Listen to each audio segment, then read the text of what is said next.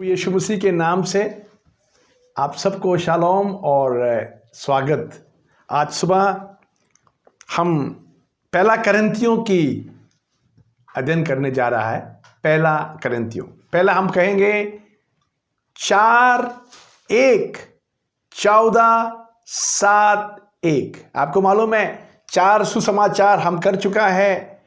कल रोमियो, उसके बाद प्रेरितों की पुस्तक किया है और कल से हमने शुरू हुआ ये 14 पुस्तकों की पहला पुस्तक, कल रोमियो के पुस्तक, और आज दूसरा पुस्तक जो है पौलुस की लिखे हुए कोरिन्थियों की पहला निकनामा।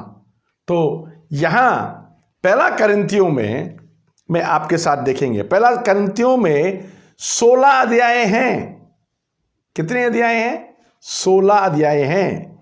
437 आयतें हैं। 437 आयतें हैं और 9400 क्या होता है 89 को क्या बोलते हैं? 79 4979 शब्द है। मेरे किंग जेम्स बाइबल में, किंग जेम्स वर्जन में 9479 शब्द है गिना हुआ। अभी हम आज आपके साथ पहला 1 से 3 में हम देखता है, उसने ग्रीटिंग्स दिया है पौलुस ने, ठीक है ना। तो यह पौल मैं एक आयत पढ़ेंगे।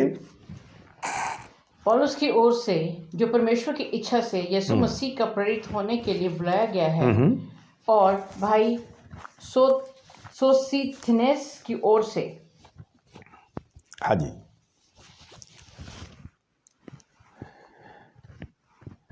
यहां पौलुस की शुरुआत 2 आयत पढ़ेंगे। परमेश्वर की उस कलीसिया के नाम जो कुरिन्थियंस में है, अर्थात उसके नाम जो मसीह यीशु में पवित्र किए गए और पवित्र होने के लिए बुलाए गए हैं, और उन सब के नाम भी जो हर जगह हमारे और अपने प्रभु यीशु मसीह के नाम की प्रार्थना करते हैं। पौलुस कोरिन्थियों कलीसियों को नियुक्त करने वाला था। उसने ये कलीसिया की नियुक्त पौलुस ने किया। जब दूसरा मिशनरी जर्नी में पौलुस निकला, उस समय कोरिन्थ कलीसिया को उसने स्थापित किया था।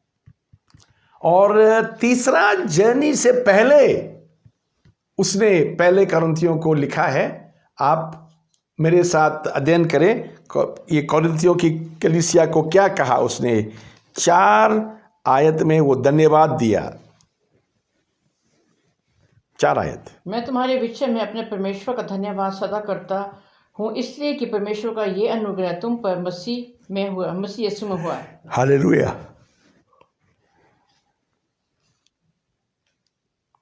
6 आयत। कि मसीह की गवाही हमें पक्की निकली।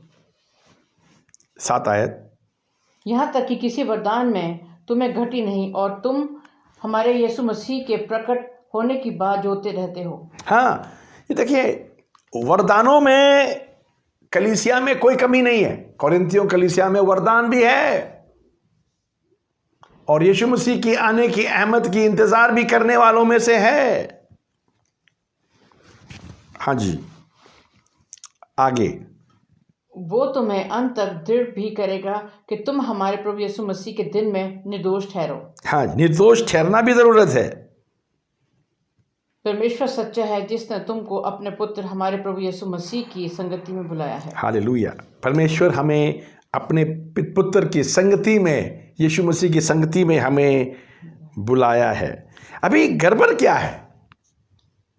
वरदान है, सामर्थ है, विश्वास है, यीशु मसीह की इंतजार है कलीसिया में, मगर गड़बड़ ये है वहां बटा हुआ है, टुकड़े टुकड़े हैं। 10 आयत। हे भाइयों, मैं तुमसे यीशु मसीह में हमारा प्रभु है, उसके नाम के द्वारा विनती करता हूँ कि तुम सब एक ही बात कहो और तुम में फूट ना हो, परंतु एक ही मन और एक ही मत होकर मिले रहो। हाँ, एक ही मन, एक ही मत होके मिले रहो। क्योंकि वहां टूटा हुआ है। उसको 11 आयत पढ़ेंगे। क्योंकि हे मेरे भाइयों, खुलोए के घराने के लोगों ने मुझे तुम्हारे विषय में बताया कि तुम में झगड़े हो रहे हैं। खुलोए एक परिवार था, वो बहुत ही कलीसिया में काम आते थे, मेहनती कलीसिया थे। ये खुलोए के घर वाले, खरुम वाले ने पौलुस को बताया था कलीसिया की हालत क्या हो रहा है। परे मेरा कहना यह है कि तुम में से कोई भी अपने आप को पौलुस का, कोई अपोलुस का, कोई कैफे का, कोई मसीह का कहता है। देखिए,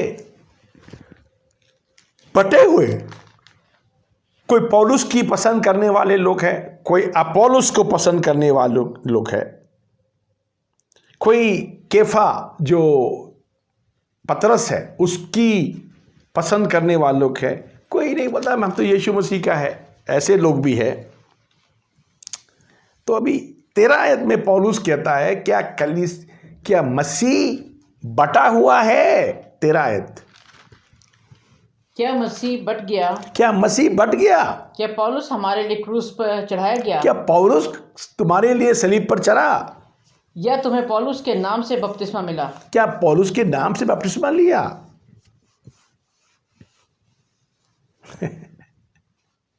बताइए, किसके नाम से बपतिस्मा लिया?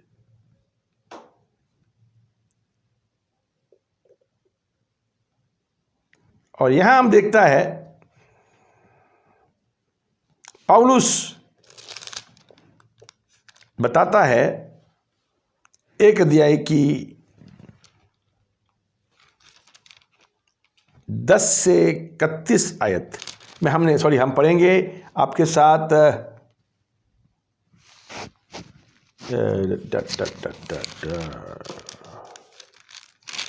1 अध्याय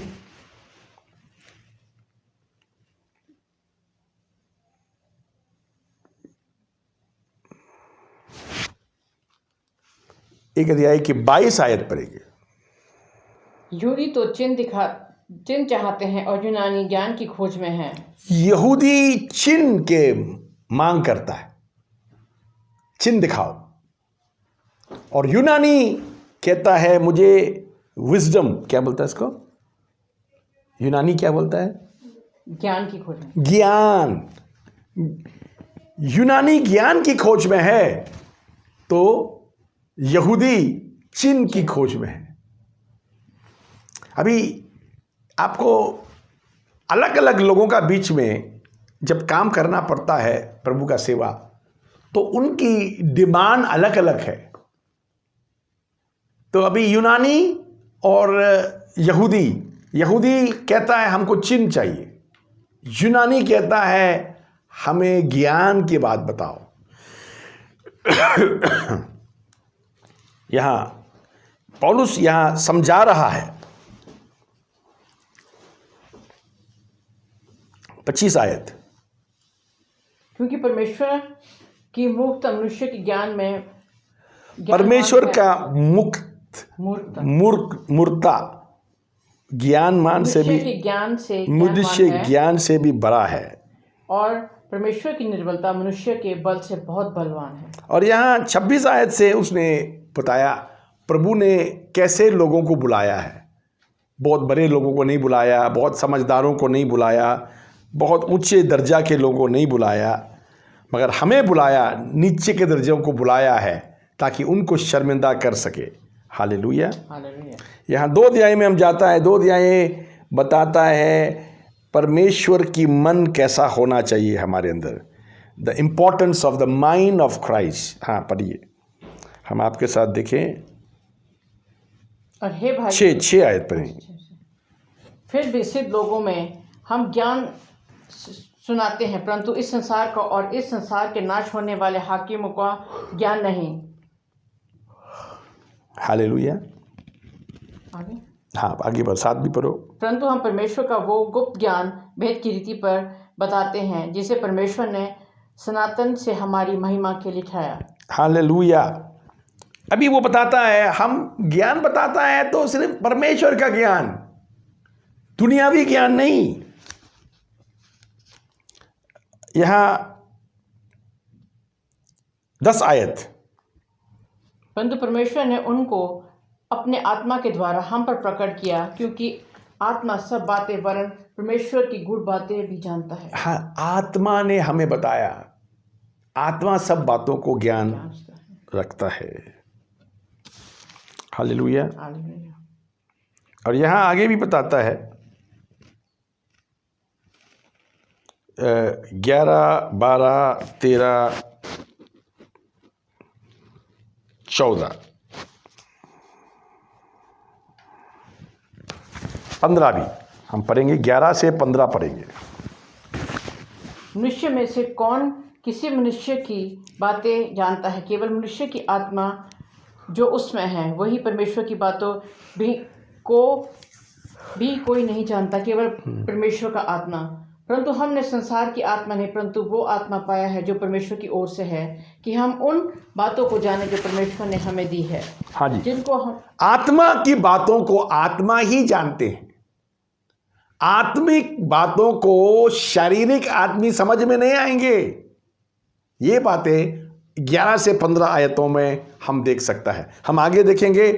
अभी तीसरा अध्याय हमें बताता है दुनिया में हम रहते हैं, मगर हम दुनिया को कॉपी नहीं करना है। दुनिया की तौर तरीका को लेके नहीं चलना है। ठीक है, दुनिया में रहने के बाद भी परमेश्वर की मंदिर है हम लोग। परमेश्वर के मंदिर बन के कैसा जीना है। 3 अध्याय हम पढ़ेंगे आपके साथ, 1 से 3। हे भाइयों, मैं तुमसे इस रीति से बातें ना कर सका जैसे आत्मिक लोगों से, परंतु जैसे शरीर लोगों से और उन से जो मसीह में बालक हैं। मैंने तुम्हें दूध पिलाया, अन्ना खिलाया, क्योंकि तुम उसको ना खा सकते थे, वरन अब तक भी नहीं खा सकते हो। हालेलुया। क्योंकि जब तक शारीरिक हो, इसलिए कि जब तुम में डाह और झगड़ा है, तो क्या तुम शारीरिक नहीं और मनुष्य की रीति पर नहीं चलते? हालेलुया। तुम में डाह और झगड़ा है। देखिए, कलीसिया में तो है, मगर बचपना था इनके अंदर में। बच्चे झगड़ा करता है। बड़ा आदमी समझदार है, समझता है, समझाता है, मगर बच्चे समझाना नहीं आता उनको झगड़ना आता है। तो यहां मैंने क्या देखा, ये करंथियों कलीसिया में बचपना था, झगड़ते थे और बहस करते थे।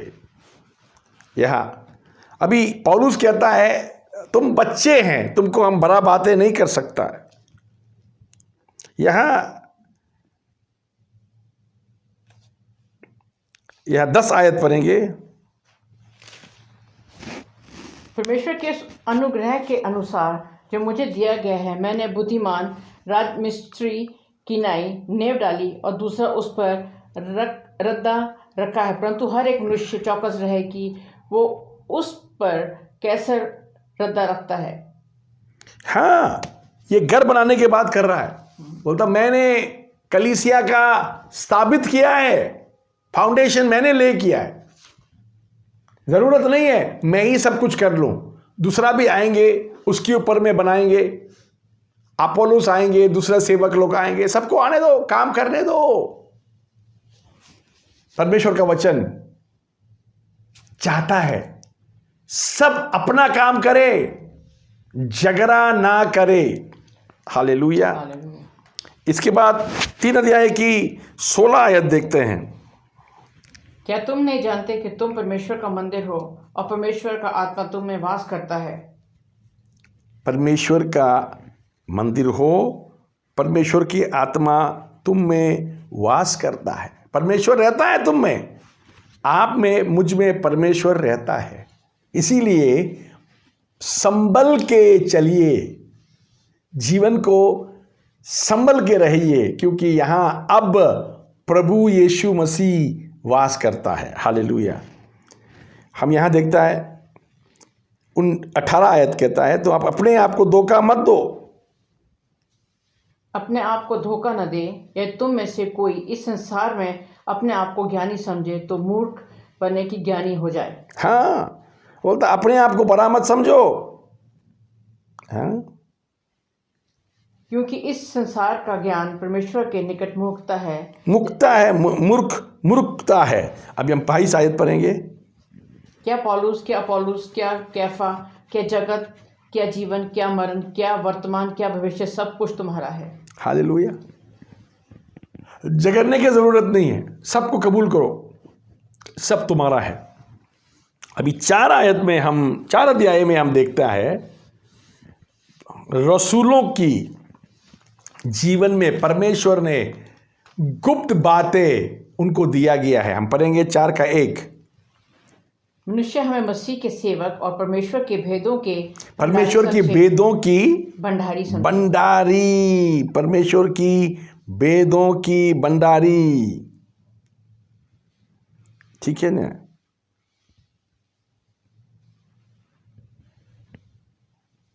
तो 5वां आयत पढ़ेंगे। सो जब तक प्रभु न आए, समय से पहले किसी बात का न्याय ना करो। हाँ, किसी बात का न्याय मत करो। समय से पहले किसी बात का न्याय ना करो। वो तो अंधकार की छिपी बातें ज्योति में दिखाएगा और मनों की मतियों को प्रकट करेगा। तब परमेश्वर की ओर से हर एक की प्रशंसा होगी। हालेलुया। 6 आयत यहाँ हम देखते हैं। 6 आयत। हे भाइयों, मैंने इन बातों में तुम्हारे लिए अपनी और अपोलोस की चर्चा दृष्टांत की रीति पर की है, इसलिए कि तुम हमारे द्वारा यही सीखो कि लिखे हुए से आगे न बढ़ना और एक के पक्ष में दूसरे के विरोध में गर्व न करना। हाँ, एक के पक्ष दूसरे के विरोध में गर्व ना करना। हालेलुया।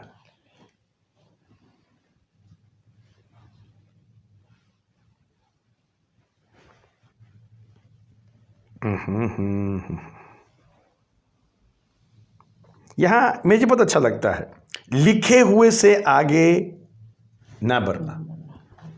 परमेश्वर के लोगों को वचन परमेश्वर ने दिया है। वचन हमारा स्टैंडर्ड है। वचन में हमें रहना चाहिए। वचन में जो लिखा है वो करना चाहिए, जो नहीं लिखा है नहीं करना चाहिए। और वचन जो सिखाता है उसमें अमल करना चाहिए, जो मना करता है उसे करना नहीं चाहिए। 4 अध्याय हमको सिखाता है। हम 5वां अध्याय में जाएंगे आपके साथ। 5वां अध्याय में यहाँ कलीसिया में पाप देखता है। 5वां अध्याय। एक आदमी अपने पिता का पत्नी के साथ शादी कर दिया। पढ़ेंगे 5:5। शरीर के विनाश के लिए शैतान को सौंपा जाए, ताकि उसकी आत्मा प्रभु यीशु के दिन में उधार पाए। उस आदमी को शैतान के हाथ सौंपने के लिए बताया गया है, क्योंकि हम पढ़ेंगे 5वां अध्याय में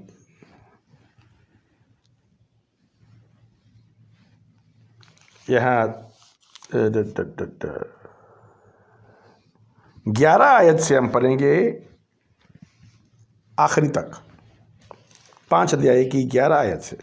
मेरा कहना यह है कि यदि कोई भाई कहलाकर व्यभिचारी या लोभी या मूर्ति पूजक या गाली देने वाला या पियक्कड़ या अंधेर करने वाला हो, तो उसकी संगति मत करना, पर ऐसे मनुष्य के साथ खाना भी ना खाना। हालेलुया। संगति मत करना, खाना भी मत खाना। क्यों बोला? क्योंकि मुझे बाहर वालों का न्याय करने से क्या काम। बाहर वालों को न्याय करने की क्या काम? क्या तुम भीतरी वालों का न्याय नहीं करते? परंतु बाहर वालों का न्याय परमेश्वर करता है, इसलिए उस कुकर्मी को अपने बीच में से निकाल दो। हालेलुया। यहाँ हम 6 अध्याय देखता है। 6 अध्याय में यहाँ कोर्ट कचहरी में विश्वासी को कोर्ट में ले जाता है। देखिए, विश्वासी और विश्वासी का समस्या कलीसिया में ही हम फैसला कर सकता है। लॉ सूट करके कोर्ट में वकीलों के सामने जाके अपने चित्र खोलने की कोई ज़रूरत नहीं है। 12 आयत पढ़ेंगे। 6 की 12 आयत। सब वस्तुएं मेरे लिए उचित तो हैं, परंतु सब वस्तुएं लाभ की नहीं। सब वस्तुएं मेरे लिए उचित है, परंतु मैं किसी बात के अधीन ना होऊंगा। 7 आयत, इसी का साथ 6 का 7। परंतु सचमुच तुम में बड़ा दोष तो ये है कि आपस में मुकदमा करते हो, वरन अन्याय क्यों नहीं सहते, अपनी हानि क्यों नहीं सहते।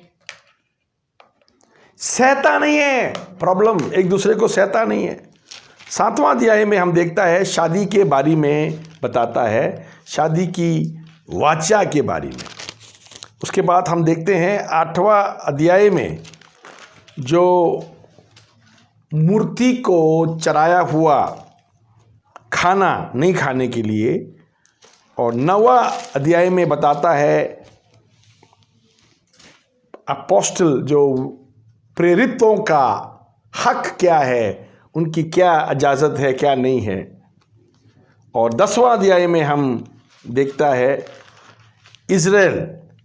इज़राइल की इतिहास और क्या क्या इतिहास इज़राइल ने किया है।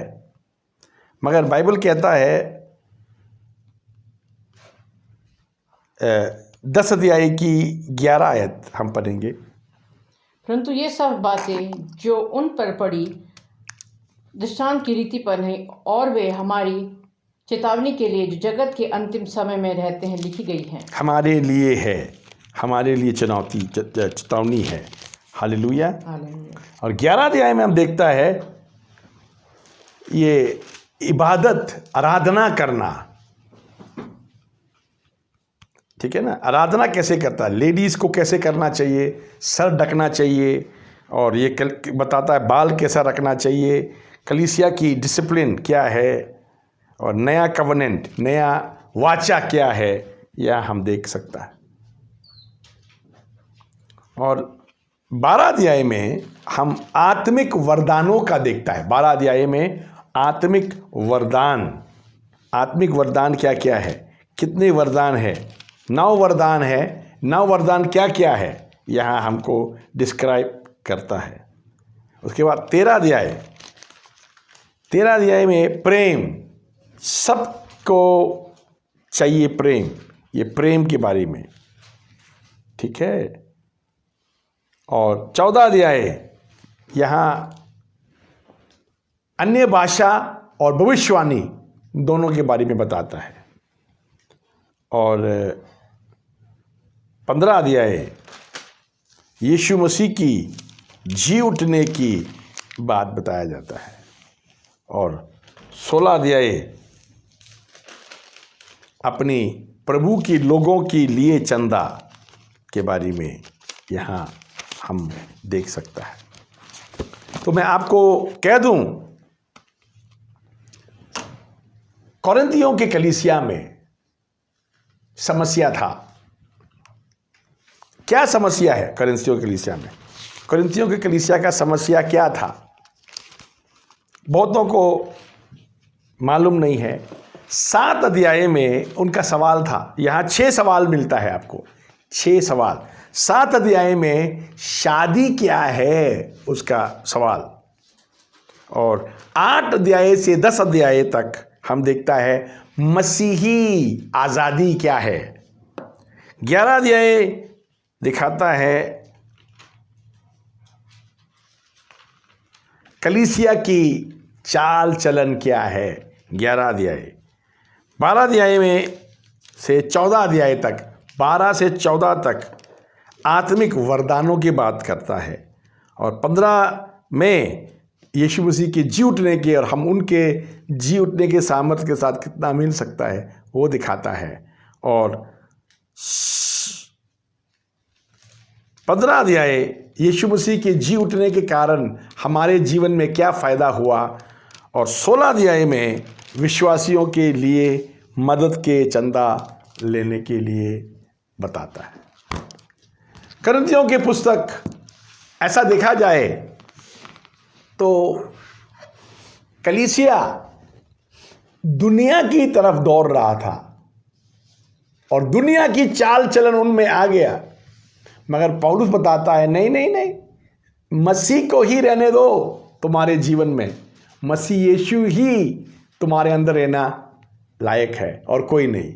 ये उनको बता के यहाँ हम कोरिन्थियों की पहला करंथियों की 16 अध्याय खत्म होते हैं।